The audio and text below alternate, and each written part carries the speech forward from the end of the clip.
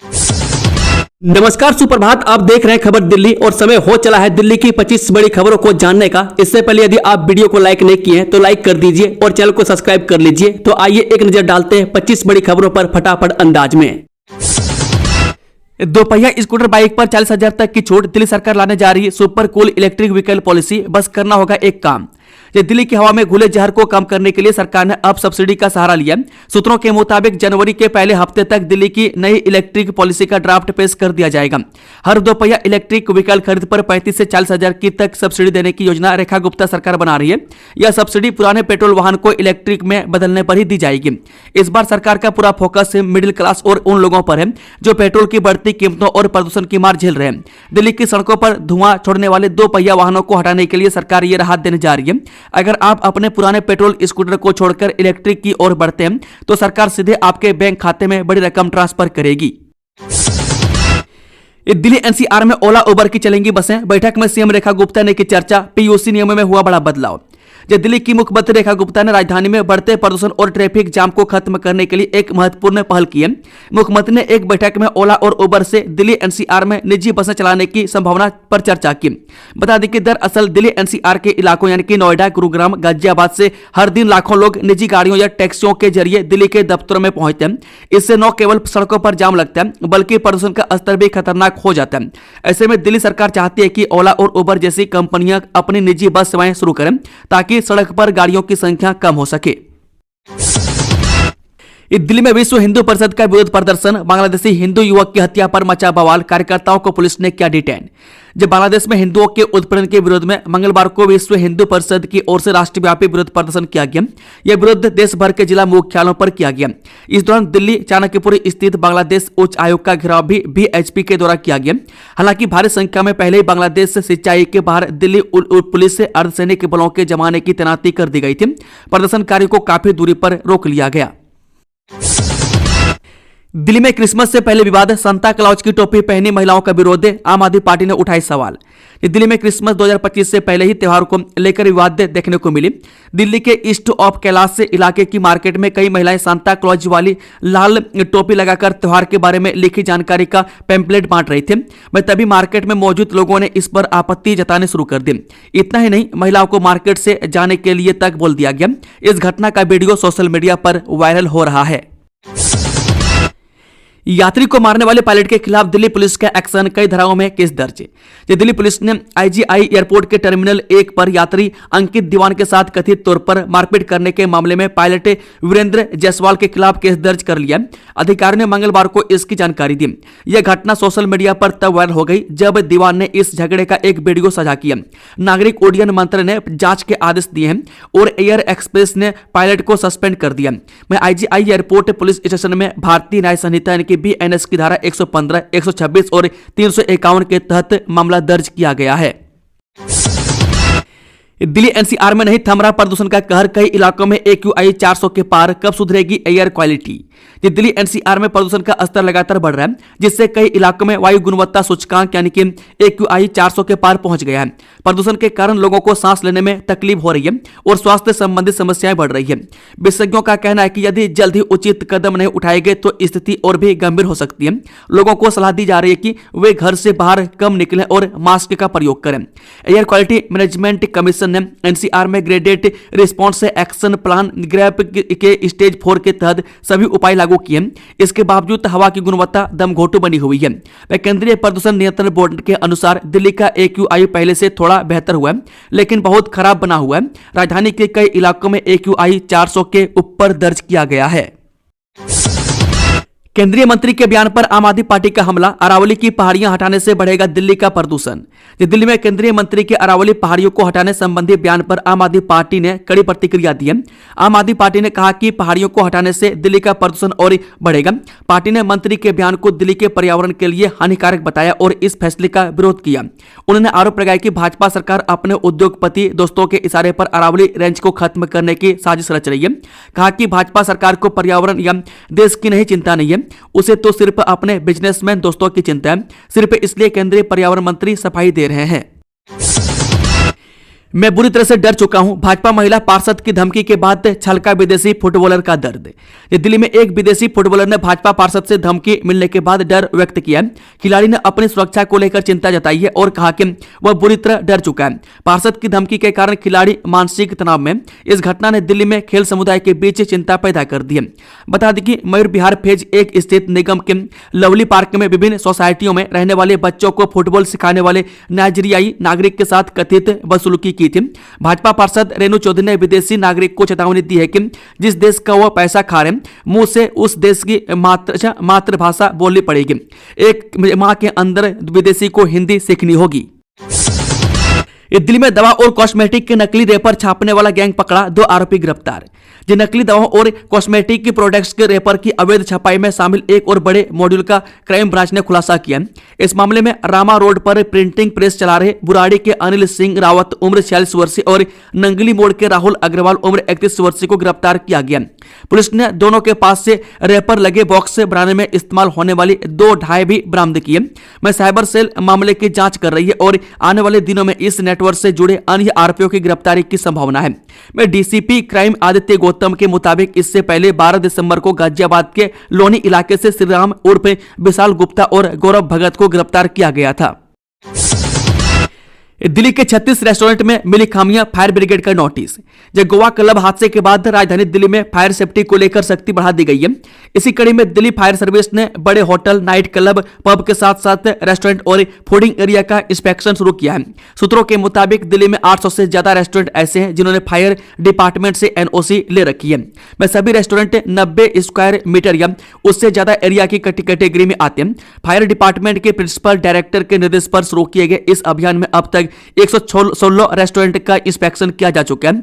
इनमें से 36 रेस्टोरेंट में खामियां पाई गई। इसके बाद उन्हें नोटिस जारी किया गया है। दिल्ली वालों को दमघोंटू हवा से मिलेगी बड़ी राहत, जाने प्रदूषण पर रेखा गुप्ता सरकार के 5 बड़े एक्शन। जब मुख्यमंत्री रेखा गुप्ता ने सोमवार को पर्यावरण को लेकर कैबिनेट मंत्रियों और अधिकारियों के साथ बैठक कर प्रदूषण फैलाने वाले कारकों के खिलाफ जीरो टॉलरेंस नीति अपनाने का निर्देश दिया। उन्होंने कहा कि प्रदूषण फैलाने वाले वाहनों के चलान में माफी की व्यवस्था खत्म हो गई है। ई रिक्शा जो जाम का कारण बनते हैं उनके लिए भी पॉलिसी बनाई जाए। उन्होंने कार पूलिंग व बस शेयरिंग सुविधा के लिए निजी कंपनियों के साथ मिलकर काम करने का निर्देश दिया। बैठक में परिवहन विभाग, ट्रैफिक पुलिस समेत अन्य संबंधित विभाग के अधिकारी भी मौजूद रहे। लॉरेंस बिश्नोई का भरोसेमंद गुर्गा दिल्ली पुलिस की रिमांड पर खोलेगा कई बड़े राज। जी लॉरेंस बिश्नोई सिंडिकेट के सबसे भरोसेमंद गैंगस्टर हासिम बाबा को दिल्ली पुलिस की स्पेशल सेल रिमांड पर लेकर आई है। सूत्रों के मुताबिक आर्म्स एक्ट के एक केस में 2 दिन की रिमांड ली गई है।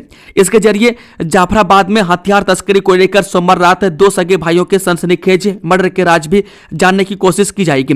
दरअसल इस दोहरे हत्याकांड का मास्टरमाइंड महफूज उर्फ बॉबी शूटर उर्फ कबूतर गैंगस्टर बाबा का सबसे खास है। पुलिस का दावा है कि वह पिछले साल GK1 में हुए नादिर शाह समेत गिरोह के कई हत्याकांड में हथियार सप्लाई करने और उन्हें छिपाने में शामिल रहा है। दिल्ली में पुरानी गाड़ियों पर फिर होगा एक्शन, कोर्ट के आदेश के बाद बड़ा कदम उठाने जा रही सरकार। ये दिल्ली सरकार उम्र पूरी कर चुकी गाड़ियों के खिलाफ एक बार फिर अभियान शुरू करने जा रही है। यह कार्रवाई सिर्फ BS4 से नीचे की कैटेगरी वाली गाड़ियों पर होगी। अधिकारियों ने बताया कि मौजूदा पॉल्यूशन लेवल कम होने के बाद ही अभियान शुरू होगा, क्योंकि फिलहाल ज्यादातर एनफोर्समेंट टीम ग्रेप 4 की पाबंदियों को लागू कराने में लगी हुई है। आंकड़ों के मुताबिक दिल्ली में इस समय ऐसी करीब 38,97,000 गाड़ियां मौजूद हैं। अदालत के निर्देशों के बाद बीते कुछ महीनों से इन गाड़ियों के खिलाफ कार्रवाई लगभग बंद थी। आंकड़े बताते हैं कि 1 अक्टूबर से 15 दिसंबर के बीच दिल्ली में ऐसी महज 2 से 3 गाड़ियों पर ही कार्रवाई हुई। हालांकि हाल ही में कोर्ट ने राजधानी में बढ़ते पॉल्यूशन और उसमें गाड़ियों की भूमिका को देखते हुए दोबारा कार्रवाई शुरू करने का निर्देश दिया है। क्यों अलग है बिजवासन रेलवे टर्मिनल, यात्रियों को स्टेशन से दिखेगा रोमांचक नजारा, जानिए हर खासियत। जब पश्चिमी दिल्ली के निर्माणाधीन बिजवासन रेलवे टर्मिनल पर यात्रियों को विमानों की आवाजाही का नजारा दिखेगा। रेलवे टर्मिनल के वेटिंग हॉल में एयरपोर्ट की ओर शीशे लगाए जाएंगे, जिससे यात्री बसों और रनवे पर विमानों को देख सकेंगे। एयरपोर्ट की थीम पर बन रहे इस टर्मिनल का वेटिंग एरिया प्रथम तल पर होगा और सभी प्लेटफॉर्मों से जुड़ा होगा। यह टर्मिनल परिवहन के सभी साधनों से जुड़ा हुआ है। रॉबर्ट वाड्रा से जुड़े मनी लॉन्ड्रिंग मामले में सुनवाई टली। अब 22 जनवरी को ईडी की चार्जशीट पर होगा विचार। राउज एवेन्यू कोर्ट ने रॉबर्ट वाड्रा से जुड़े मनी लॉन्ड्रिंग मामले की सुनवाई टाल दी है। वहीं प्रवर्तन निदेशालय यानी कि ईडी द्वारा दाखिल चार्जशीट पर अब 22 जनवरी को सुनवाई होगी। यह मामला 2008 के गुरुग्राम भूमि सौदे से जुड़ा है, जिसकी जांच ईडी कर रही है। अदालत अगली सुनवाई में चार्जशीट पर संज्ञान और आगे की और कानूनी प्रक्रिया पर विचार करेगी। एक गुरुग्राम में 10 करोड़ की विदेशी शराब बरामद होने के केस में एक और गिरफ्तार बाली से कराया गया डिपोर्ट। गुरुग्राम में 10 करोड़ की विदेशी शराब बरामद होने के मामले में एक और गिरफ्तारी हुई है। आरोपी को बाली से डिपोर्ट कराया गया। यह मामला विदेशी शराब की तस्करी से जुड़ा है, जिसमें आबकारी विभाग ने बड़ी कार्रवाई की है। पुलिस मामले की गहन जांच कर रही है। दिल्ली में इलेक्ट्रिक व्हीकल तो ले लेंगे, लेकिन चार्ज कहां करेंगे? प्रदूषण से जंग में 27,000 चार्जिंग स्टेशनों की कमी। दिल्ली में इलेक्ट्रिक वाहनों यानी कि इलेक्ट्रिक व्हीकल के लिए चार्जिंग स्टेशन की कमी एक बड़ी समस्या है। वर्तमान में दिल्ली में आवश्यक 36,150 चार्जिंग स्टेशनों के मुकाबले केवल 8,849 स्टेशन हैं। में कई मौजूदा चार्जिंग स्टेशन खराब पड़े हैं। मैं खासकर कनॉट पैलेस जैसे क्षेत्रों में दिल्ली सरकार की नई इलेक्ट्रिक व्हीकल नीति के बावजूद चार्जिंग इंफ्रास्ट्रक्चर की कमी इलेक्ट्रिक व्हीकल अपनाने में बाधा बन रही है।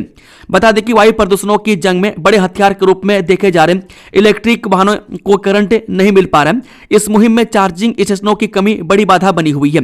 स्थिति यह है कि मौजूदा वक्त में दिल्ली में दौड़ते वाहनों के लिए जितने चार्जिंग स्टेशन या पॉइंट होने चाहिए, उसमें 25% भी दिल्ली की सड़कों पर नहीं है। दिल्ली के द्वारका में बीमा किस्तों के नाम पर ठगी करने वाले कॉल सेंटर का पर्दाफाश। महिला समेत 10 आरोपी गिरफ्तार। द्वारका जिला पुलिस की थाना द्वारका साउथ टीम ने साइबर ठगी के खिलाफ बड़ी कार्रवाई करते हुए बीमा पॉलिसी की बकाया किस्तों के नाम पर लोगों को ठगने वाले एक संगठित गिरोह का पर्दाफाश किया है। इस कार्रवाई में एक महिला सहित कुल 10 आरोपियों को गिरफ्तार कर लिया गया है, जबकि एक सक्रिय कॉल सेंटर भी सील किया गया। पुलिस ने आरोपियों के बैंक खाते में जमा 20 लाख रुपए से अधिक की राशि फ्रीज कर दी है। शुरुआती जांच में सामने आया है कि गिरोह ने देश भर में अलग अलग पीड़ितों से करीब 1 करोड़ रुपए की ठगी की है। पुलिस के मुताबिक आरोपी भारतीय reserve bank, Delhi high court, IRDM, NPCI और काउंसिल फॉर इंश्योरेंस एम्बुड्समैन के फर्जी लोगों और नोटिस का इस्तेमाल कर लोगों को झांसे में लेते थे। खुद को बीमा कंपनी का अधिकारी बताकर बन दिया, लैब से पॉलिसी की रकम दिलाने के नाम पर पैसे ऐंठते थे। बिना वैध PUC वाले वाहनों का चालान नहीं होगा माफ। इलेक्ट्रिक व्हीकल पॉलिसी पर आया बड़ा अपडेट। जय प्रदूषण पर दिल्ली की रेखा गुप्ता की सरकार ने जीरो टॉलरेंस नीति अपना ली है। बिना वैध PUC वाले वाहनों का चालान अब माफ नहीं होगा। PUC उल्लंघन पर 10,000 का जुर्माना लगेगा। जरूरत पड़ी तो सरकार कोर्ट जाने से भी पीछे नहीं हटेगी। वहीं दिल्ली NCR में पूल शेयर बसें चलाने पर विचार हो रहा है। ओला उबर जैसी कंपनियों से इलेक्ट्रिक बस सेवा पर बातचीत हो रही है।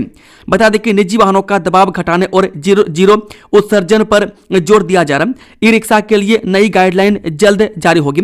ई रिक्शा के रूट और संचालन क्षेत्र तय होंगे। DTC बस के लिए हर इलाके तक बेहतर कनेक्टिविटी पर फोकस होगा। इस संकट अरावली पर्वत पर नहीं बल्कि दिल्ली NCR के लोगों की जिंदगी पर गहराया। अरावली पर्वत श्रृंखला दुनिया की सबसे प्राचीन पर्वत श्रृंखला में गिनी जाती है, लेकिन इन दिनों यह एक नए विवाद के चलते सुर्खियों में है। हाल ही में अरावली क्षेत्र में खनन गतिविधियों को लेकर सुप्रीम कोर्ट में एक याचिका दायर की गई, जिस पर केंद्र सरकार ने अपना जवाब दाखिल किया। इसी के बाद देश भर में इस मुद्दे पर बहस तेज हो गई है। डिजिटल डैशबोर्ड यूनिफाइड प्लेटफॉर्म से होगी दिल्ली की योजनाओं की निगरानी। पारदर्शी और परफॉर्मेंस आधारित शासन की दिशा में दिल्ली सरकार बहुत जल्द ही डिजिटल डैशबोर्ड दर्पण 2.0 शुरू करने जा रही है। यह advance unified performance monitoring dashboard है, जिसे इलेक्ट्रॉनिक्स और सूचना प्रौद्योगिकी मंत्रालय के तहत नेशनल इन्फॉर्मेटिक्स सेंटर द्वारा विकसित किया जा रहा है। इसे एक real time analytics driven platform के तौर पर डिजाइन किया जा रहा है। बता दें कि दर्पण 2.0 अलग अलग सरकारी विभागों को मुख्य योजनाओं और सेवाओं के लिए एकीकृत दृष्टिकोण उपलब्ध कराएगा, जिससे तेजी से परफॉर्मेंस के आधार पर फैसले लेने में मदद मिलेगी। DU की स्टैंडिंग कमेटी में सिलेबस पर छिड़ा विवाद। इकोनॉमिक्स और इतिहास के कोर्स पर खड़े हुए सवाल, कुछ चैप्टर्स हटाने के निर्देश। दिल्ली विश्वविद्यालय की स्टैंडिंग कमेटी की बैठक में PG के सिलेबस को लेकर विवाद सामने आया। बैठक में अर्थशास्त्र और इतिहास विभाग के कुछ वैकल्पिक और अनिवार्य कोर्स पेश किए गए, जिन पर कुछ सदस्यों ने सवाल उठाते हुए आपत्ति जताई थी। दरअसल अर्थशास्त्र विभाग के लिए 2 वर्षीय PG प्रोग्राम के दूसरे सेमेस्टर में शामिल किए जाने वाले एक नए कोर्स इकोनॉमिक्स एंड जेंडर पर चर्चा हुई। एक कालिंदी कुंज बॉर्डर पर टोल बना जी का जंजाल, रेंगती गाड़ियों और बढ़ता प्रदूषण बना बड़ी मुसीबत है। जो दिल्ली नोएडा को जोड़ने वाले कालिंदी कुंज पुल पर यमुना नदी के ऊपर गाड़ियों की लंबी कतारें लगी रहती है। ये कतारें आधी किलोमीटर तक फैल जाती है और गाड़ियां रेंगती हुई आगे बढ़ती है। राजधानी के सबसे व्यस्त एंट्री पॉइंट्स पर यह रोज की समस्या है। करोड़ों रुपये खर्च करके हाईटेक सिस्टम लगाने के बावजूद एमसीडी का टोल कलेक्शन ट्रैफिक जाम का मुख्य कारण बना हुआ है। इससे यात्रियों को परेशानी होती है और दिल्ली का प्रदूषण भी बढ़ता है। अर्नब दुग्गल केस में 8 साल बाद सीबीआई ने संभाली जांच, हाईकोर्ट ने लगाई दिल्ली पुलिस को फटकार। दिल्ली हाईकोर्ट के आदेश पर सीबीआई ने होटल मैनेजर अर्नब दुग्गल की संदिग्ध मौत की जांच शुरू कर दी है। कोर्ट ने पंखे पर अछूते मकड़जाल जैसे सबूतों के आधार पर पुलिस की थ्योरी को खारिज कर दिया था। साल 2017 में दिल्ली के द्वारका इलाके में हुई 23 साल के hotel management graduate Arnab Duggal की संदिग्ध मौत की जांच अब सीबीआई करेगी। दिल्ली हाईकोर्ट ने दिल्ली पुलिस की लापरवाही भरी जांच पर सख्त टिप्पणी करते हुए केस केंद्रीय एजेंसी को ट्रांसफर कर दिया। सीबीआई ने 19 दिसंबर 2025 को नई एफआईआर दर्ज कर जांच शुरू कर दी है। इस चीनी वीजा स्कैम केस में कांग्रेस सांसद कार्ति चिदंबरम को झटका, कोर्ट ने तय किए आरोप। राउज एवेन्यू कोर्ट ने 2011 के चीनी वीजा घोटाले में कांग्रेस सांसद कार्ति चिदंबरम के खिलाफ आपराधिक साजिश के आरोप तय कर दिए, जिसकी अगली सुनवाई अब 16 जनवरी को होगी। बता दें कि दिल्ली की राउज एवेन्यू कोर्ट ने कांग्रेस सांसद कार्ति चिदंबरम के खिलाफ पुराने चीनी वीजा घोटाले मामले में आपराधिक साजिश के आरोप तय कर दिए। यह फैसला राजनीतिक हलकों में चर्चा का विषय बन गया है। दोस्तों, खबरों का सिलसिला समाप्त होता है। अगर जानकारी पसंद आई तो वीडियो को लाइक, शेयर, चैनल को सब्सक्राइब जरूर कर लें। Thank you, all the best. जय हिंद, जय भारत, वंदे मातरम।